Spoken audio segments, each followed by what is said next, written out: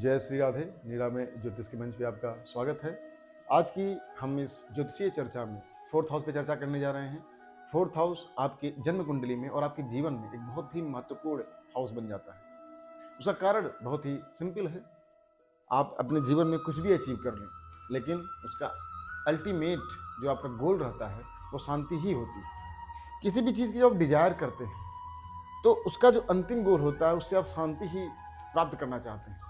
वो अलग बात है कि आप उस डिजायर को फुलफिल होने के बाद कितना शांत होते हैं, कितना अशांत होते हैं, वो अलग बात है। लेकिन आपका अल्टीमेट गोल जो होता है वो शांति का ही होता है। आप जब किसी लक्ष्य को प्राप्त करना चाहते हैं, त्वरित रूप से जो मिलता है वो शांति ही मिलता है। उस आपके कंफर्ट का होता है, आपके माता जी का है, आपके वाहन का है, आपके घर के इन्वायरमेंट का है और आपके घर का भी है। फोर्थ हाउस आपका हृदय है। फोर्थ हाउस में ही आपकी दया, आपकी करुणा छुपी हुई है। फोर्थ हाउस आपके मन का है। तो अगर मन की शांति देखना है तो फोर्थ हाउस देखेंगे, मन की अशांति देखना है तो भी फोर्थ हाउस देखेंगे। देखते हैं कि रियल में आप कब शांत होते हैं।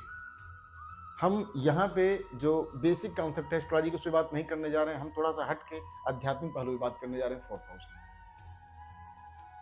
सबको पता है कि जन्म कुंडली में अष्टम हाउस आपके पीड़ा का है और 11th हाउस आपके डिजायर का है। ऐसे तो 11th हाउस का स्पेयर बहुत बड़ा है, बहुत ज़्यादा कुछ उसमें है। अष्टम हाउस में बहुत कुछ है, लेकिन हम सिर्फ यहाँ पे पीड़ा पे बात करेंगे और यहाँ पे डिजायर पे बात करेंगे। अष्टम हाउस शमशान है, अष्टम हाउस अकल्ट है, अष्टम हाउस आपका रिसर्च है, अष्टम हाउस आपकी लॉन्जिविटी है, अष्टम हाउस आपकी मृत्यु है, अष्टम हाउस आपकी उम्र है, बहुत कुछ है। आपके स्पाउस का धन है, बहुत कुछ है अष्टम हाउस। लेकिन यहाँ पे सिर्फ हम अष्टम हाउस पीड़ा पे बात करेंगे और 11th हाउस जब बात करेंगे तो सिर्फ हम डिजायर पे बात करेंगे। तो जब आपके पूरे जीवन का जो है पीड़ा अष्टम हाउस है, तो रियल में जो पंचम हाउस होता है वो आपका ज्ञान होता है। आपको जो ज्ञान मिलता है वो फिफ्थ हाउस से मिलता है। तो फोर्थ का जो ज्ञान है वो पीड़ा से मिलता है। मतलब कि आप जो सुख को समझ पाते हैं, रियल खुशी क्या है, वो अष्टम हाउस पे ही समझ पाते हैं। जब आपकी लाइफ में पीड़ा होता है, अष्टम हाउस विरह है, वेदना है। तो जब आप वेदना में होते हैं, जब आप पीड़ा में होते हैं, जब आप कष्ट में होते हैं, तब आपको रियल खुशी फील होती है। रियल खुशी है क्या, जीवन का रियल सत्य क्या है खुशी। आप उन रिश्तों की अहमियत समझ पाते हैं जो फोर्थ हाउस से रिलेशन बनाए हुए हैं, जो आपको शांति दे रहे थे। क्योंकि जब अब तक आपकी लाइफ में पीड़ा नहीं है, आप उनको नहीं समझ पाते। ये कोई कॉन्सेप्ट नहीं है कि शमशान में ही जाके लोगों को सत्य क्यों कुछ देर के लिए फील होता है, क्योंकि वो अष्टम हाउस है, वहां पे आप सत्य देख पाते हैं। एक जो रियल एस्ट्रोलॉजर है, एक जो रियल आयुर्वेद का जानकार है, आयुर्वेद में इसलिए बात कर रहा हूँ क्योंकि वो आपकी काया को जानता है, वो आपकी काया के सत्य को समझता है, वो आपकी नाड़ी को समझता है। आध्यात्मिक पुरुष है, उसको सत्य पता है, उसको पीड़ा पता है, इसलिए वो रियल सुख को भी समझ पा रहा है, वो रियल सुख को भी जानता है। तो कहने का मतलब ये है कि आपको रियल सुख के बारे में जानकारी, जब तक आपकी लाइफ में पीड़ा नहीं होता तब तक आप अपने रियल सुख को नहीं समझ पाते। ये तो हो गया अष्टम। और रहना है, अगर लाइफ में आपको खुश रहना है तो आपको ये समझना होगा कि खुशी का अष्टम क्या है, खुशी का दुख कहाँ पे है। तो इससे अष्टम हाउस क्या है, फोर्थ से अष्टम क्या, आपका डिजायर है, आपकी इच्छा है। आप सिंपल सा कॉन्सेप्ट समझिए कि आपकी जब चाहत होती है किसी चीज की तो आप कितना परेशान हो जाते हैं, उद्वेलित हो जाते हैं किसी चीज को प्राप्त करने के लिए। आप उसके लिए परिश्रम करते हैं। ठीक है, अगर वो चीज मिल गई तो कुछ देर के लिए आप बहुत ही प्रसन्न हो जाते हैं, कुछ महीने कुछ साल आप बहुत प्रसन्न रहते हैं। हालांकि साल मैंने बहुत लंबा टेन्योर बोल दिया, टाइम बोल दिया, उतना लंबा टाइम तो कोई प्रसन्न किसी चीज को लेकर हो ही नहीं सकता है। आप कितने भी बड़े पद को प्राप्त कर लें, लेकिन कुछ क्षण कुछ महीने में समझ में आ जाता है कि प्रसन्नता यहाँ पे रियल है नहीं।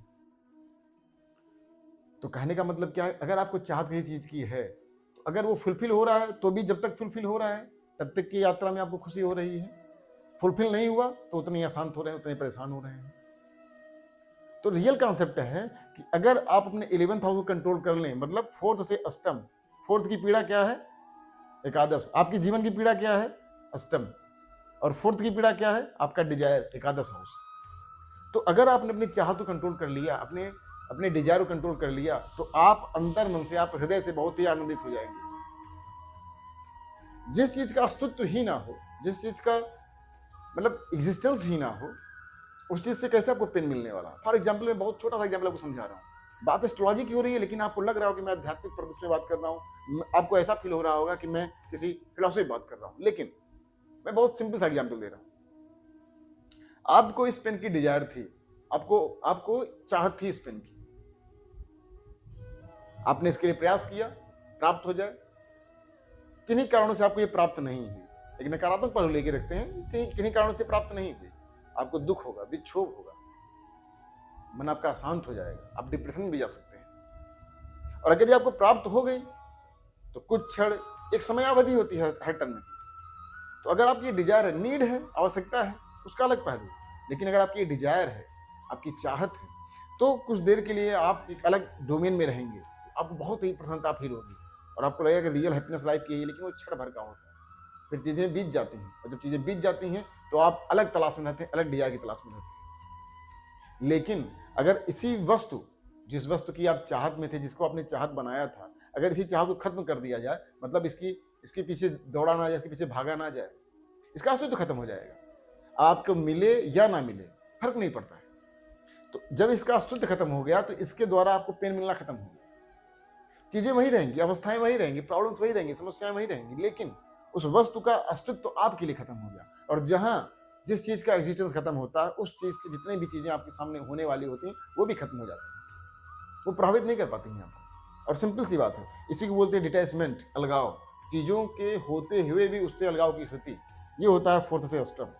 तो मैं यहाँ पे सिंपल से आपको समझाना चाह रहा हूँ कि अगर आपको real fourth house, real happiness को समझना है तो आपको अपने डिजायर को कंट्रोल करना होगा, डिजायर को कंट्रोल करना होगा। रियल फोर्स का ज्ञान आपको अष्टम से मिलेगा, और अपने फोर्स की समझना है, अपने पीड़ा को कंट्रोल करना है फोर्थ हाउस की, तो आपको डिजायर को कंट्रोल करना है।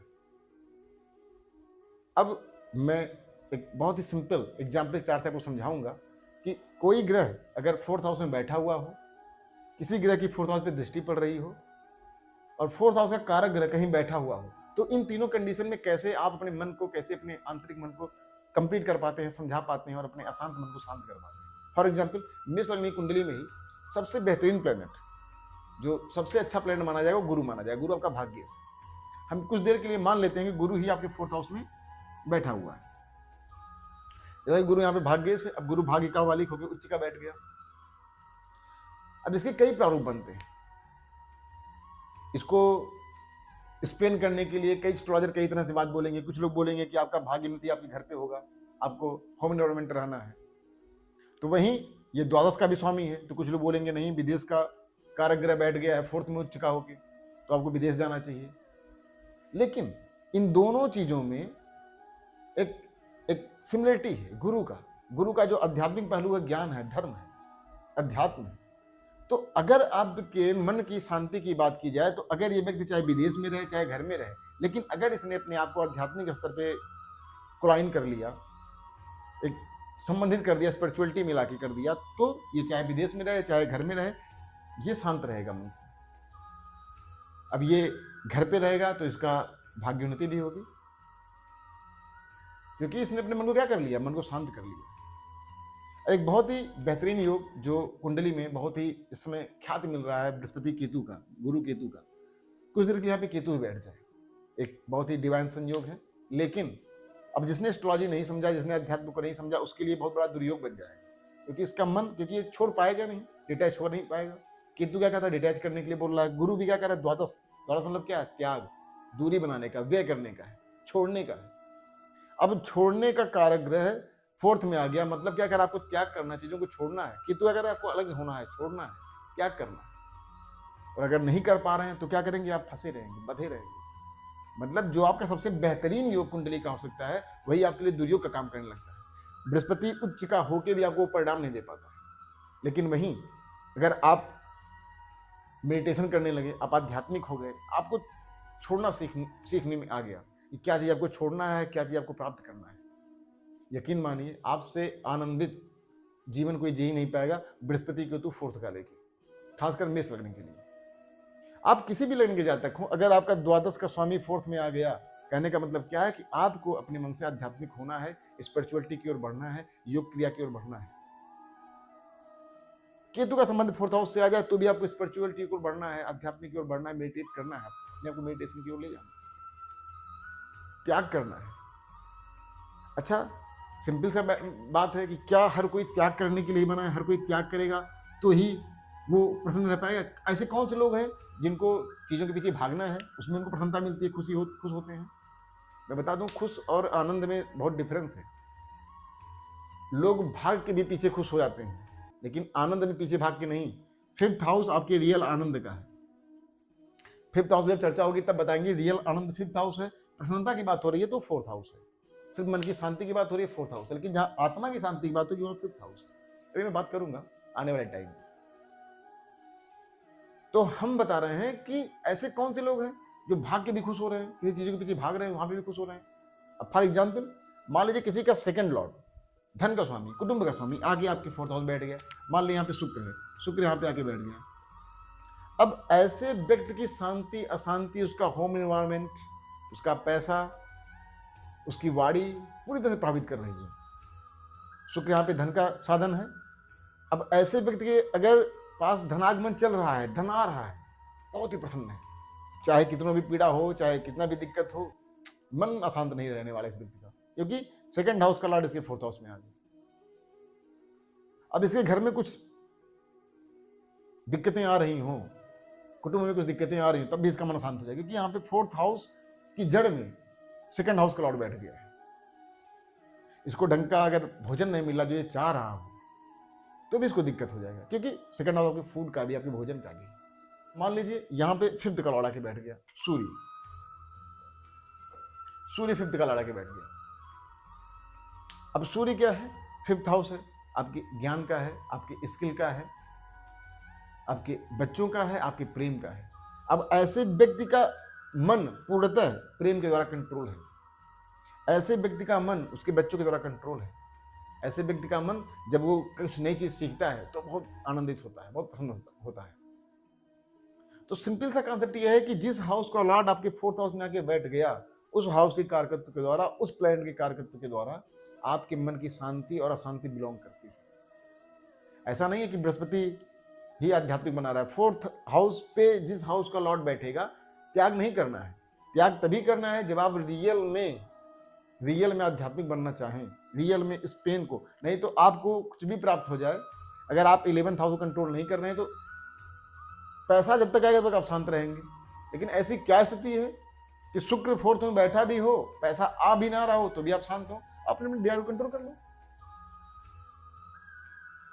नहीं प्रॉब्लम आएगी। फोर्थ से अष्टम 11th और फोर्थ से पंचम अष्टम, मतलब ये अल्टीमेट सत्य है कि फोर्थ का ज्ञान आपको पीड़ा से होता है, और फोर्थ की पीड़ा को कंट्रोल कैसे कर सकते हैं? डिजायर को कंट्रोल कर सकते हैं।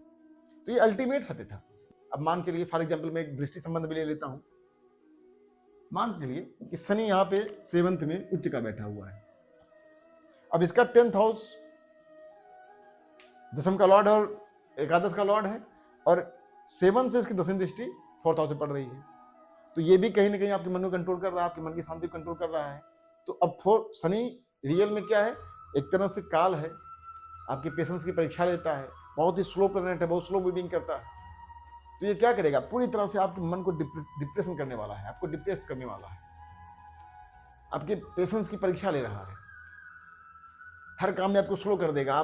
आप प्रसन्न रहने की कोशिश करेंगे तो होने नहीं देगा। क्यों? एक तो ये डिजायर का प्लैनेट ही है, सीधे सीधे आपका डिजायर आपके मन पे हावी हो गया है, आपकी इच्छाएं बहुत बढ़ रही होंगी, आपका पद, आपकी प्रतिष्ठा, आपका यश, आपकी इन सब चीजों के कारण आपका मन अशांत है, आपको वो चीज चाहिए, आप इसलिए अशांत है।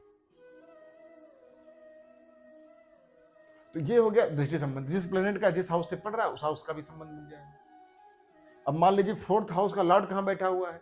मान के चलिए फोर्थ हाउस का लॉर्ड चंद्रमा बन गया यहाँ पे, और लग्न में ही चंद्रमा बैठ गया। तो इसका मतलब क्या है कि आपको अपने ऊपर काम करके, अपने ऊपर मेहनत करने पे, अपने बारे में सोच के, या फर्स्ट हाउस क्या है?